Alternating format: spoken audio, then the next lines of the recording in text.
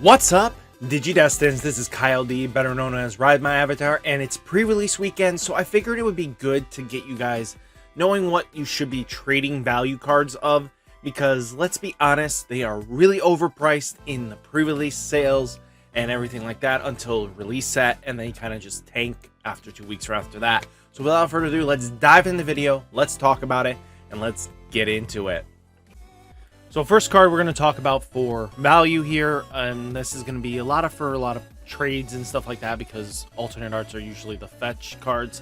So Xros Encounters is going to be probably looking like a not too expensive card. I would say like 16 to end up being like a $10 card, just because right off the bat everyone's hyping it up, everyone's going like wah for Greymon support and stuff like that. To be honest with you, the deck's not ready yet. The deck needs another wave of support, needs better support, and until we see all this great support, this deck isn't ready for it. Same thing with all the Ghost Game decks. They're not ready for competitive yet. They are fun, gimmicky decks, and, you know, Xros Encounters can OTK you out of the left field, but that's about it. You still have to be all ready for the outcome it's going to be. And to be honest with you, it's not always guaranteed you're going to go off. So just something to think about here. The deck is not complete. So 16 to 10 bucks, I kind of expect that. Now we're going to talk about Speromon ×5. It does have its regular art printing, which I'm going to say is going to be like $11 to $9 card, because the deck is classified the tier 1 broken deck. So the deck to beat. The deck that you want to be able to compete against. So Speromon ×5 or Cross 5 for people is going to be that $11 to $9 range, and I kind of see that. It might teeter down a little bit, but because that's only a 3 copy needed, but that's just what I'm going to say for that. And then we do have its alternate art here for I'm going to say a roughly $30 to $25 range is kind of acceptable for what you're looking for. So, you know, Speromon Cross 5 is just going to be one of those cards you're going to want to have if you're planning on playing the Speromon Cross Heart deck. So, I think this is just what you're going to want to see. Nothing too crazy. Don't go out of your way for these expenses. Beelzemon X Antibody, I'm going to be quite honest with you. I expect it to be dirt cheap. $3 to $2, maybe even hits $1. The expense of this card, it relies so heavily on Beelzemon, and it can only Digivolve with Beelzemon, so you have to play a focus deck around it. It's not like it's splashable or variables like Venusmon and, you know, Sukuyamon, Maid Mode. That's just something to think about there. So, I think this being like a $3 to $2 card is acceptable for trades this weekend. So anything more expensive than that, just move along. Tell them just beat rocks or anything like that. You don't need that kind of negativity in your life. You know, Beelzemon X Antibody alternate art, though, expect this one to be a little money here. I'm thinking like $23 to $20. Nothing too expensive, but I think that's an acceptable range. Even on Trading Card Market, which I highly recommend probably using that as your mid-range anyway, as a way of being able to make valuable trades here. I think this being that will really help you out. Having the X Antibody is what you kind of need. So, not bad. Pretty solid there. Next, Thesis-mon? Sorry if I'm mispronouncing this. I am not trying to do this intentionally, but Thesis-mon? I could be pronouncing this completely wrong, and I am so sorry about that. For the alternate art, to be honest with you, I don't expect this to be expensive. I think this is going to be a $9 to $3 card. The deck is just not competitively there yet. It's fun for locals. Take it. You get to have some fun there. But outside of that, the deck isn't going to do much here. The deck still is reliant on getting pieces. It draws a lot, but it's all restricted to a 1 extra swing a turn. I mean, if they gave it the, you know, Speromon clause where it can just keep swinging as long as you keep discarding, that would be a lot more beneficial in my opinion. But the problem comes down to they are restricted to a 1 additional swing, and that's just not enough for this deck. They need to have more swings. So just something to think about there. nothing too crazy on that. Next, we're going to talk about Blue Flare's Big Boss Digimon, and that's going to be your, big Metal Greymon here. So this card, I'm going to be honest with you, I'm expecting this to sit for $5 to $3, to be honest with you, after all things said and done. It's just not that expensive a card. It is very playful. The deck is strong, but these super rares kind of just come quickly and everything like that. And then we have Metal Greymon from the alternate art here. So this card, though, for its alternate art, I kind of see this card sitting around a very interesting price range here. Give me a quick sec to find it. Metal Greymon alternate art. I'm going to say we're looking at it. Metal Greymon alternate art is about to be like $25 to $20. I don't see it being anything higher than that, but that's just me knowing how deck operations go. Most of the time, blue is kind of more of a go-to color and price range, and a lot of the decks still, a lot of players don't need to pick up a lot of this new stuff, so I can expect a lot of opening because of the Alphamon, the black Alphamon rare card that everybody's hunting. So that's just going to be a big hunt there. Next, let's see. Next card is Decker Greymon alternate art, one of the few exclusive English alternate arts. This card, I'm going to be honest with you, probably looking like $20 to $10. I don't expect it to be higher than that. Probably it could possibly go lower once we get closer to BT-11. But outside of that, it's just nothing too crazy here. I don't see it holding an extreme value. Yes, it is played at 3 to 4, but like that's you. That's what you want to do. If you want to max rarity a card that gets weeded out into the next set, probably not worth it. Next, we're going to talk about the waifus. The waifus have some expensive value here, to be honest with you. Sukuya Maid Mode, I'm going to be honest, expect $5 to $3 card, maybe up to $8 is the high end, I would say, if the deck goes nuts, and that's has to be Sukuyamon is either the one of an extremely powerful deck or a security control list that optimizes her is playing her more than 2 copies. So I think her being like a $5 to $3 card is really acceptable, and that's kind of where she should fell. Next, the alternate art. Let's be honest, this card is going to probably hit that $45 to $35 range. So expect that kind of in trade value. It's just going to be an expensive card in generalization.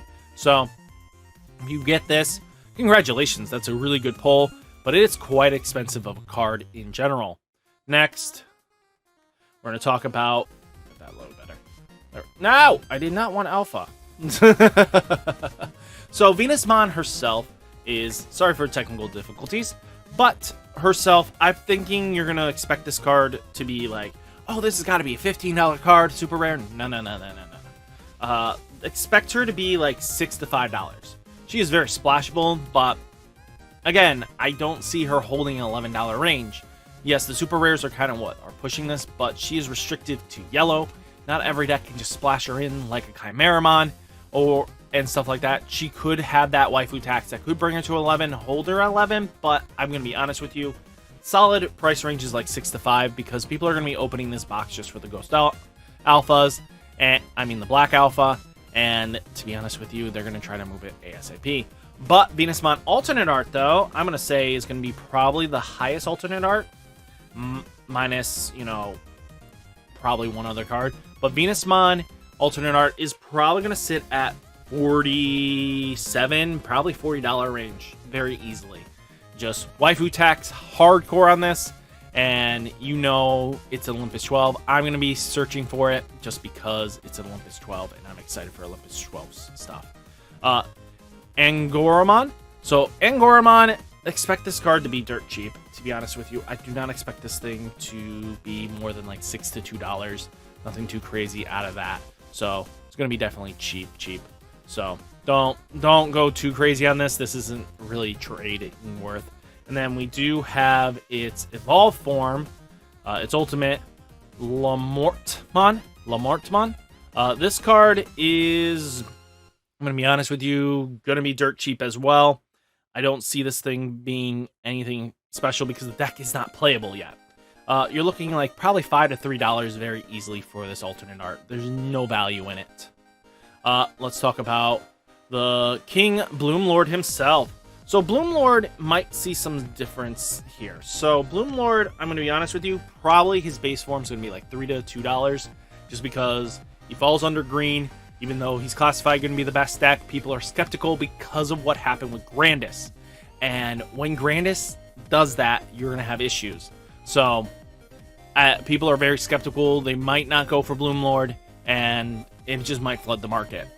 But we do also need to talk about Bloomlord here. His alternate art, I expect this one to probably hold because the art is just so sexy.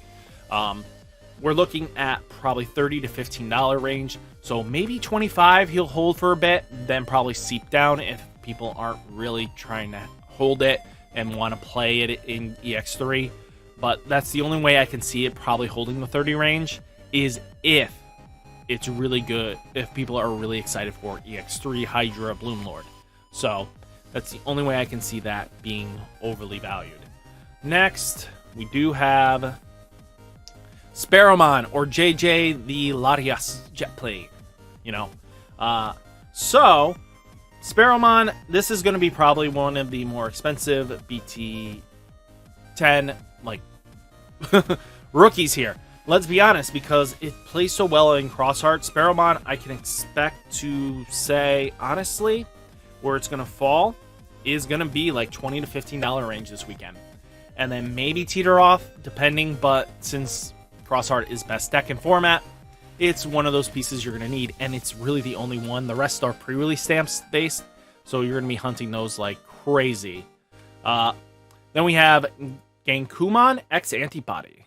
So, Genkumon X Antibody will probably fall under like $1 range very easily.